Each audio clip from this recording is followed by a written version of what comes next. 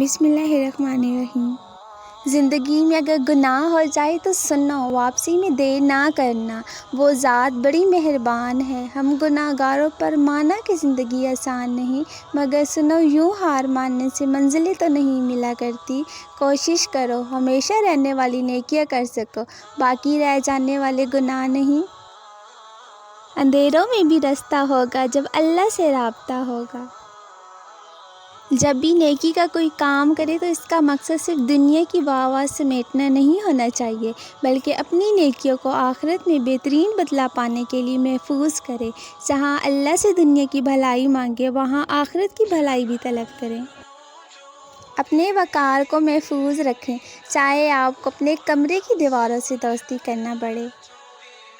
ایک محبت ایسی بھی ہے جس میں دل نہیں ٹوٹتا، دھوکہ نہیں ملتا، وہ محبت رب کی محبت ہے۔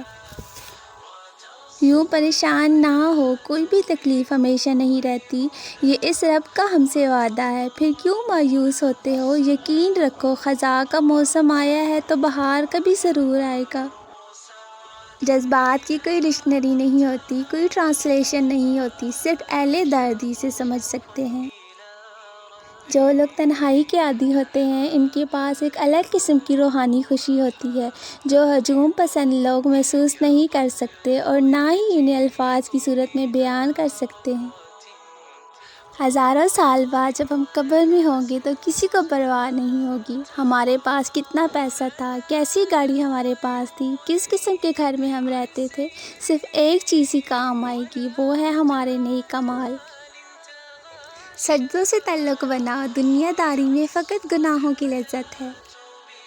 جب ہم کسی انسان کے لیے اپنی زندگی کے اصول توڑتے ہیں تو یقین مانیں ایک دن ہم خود بھی ٹوٹ جاتے ہیں۔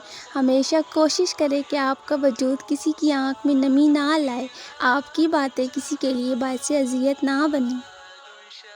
بہترین رشتہ وہ ہے جو آپ کے عیب جان کر بھی آپ سے تعلق ختم نہ کرے، اور بے شک یہ رشتہ آپ کا اللہ کے سوا کسی سے نہیں۔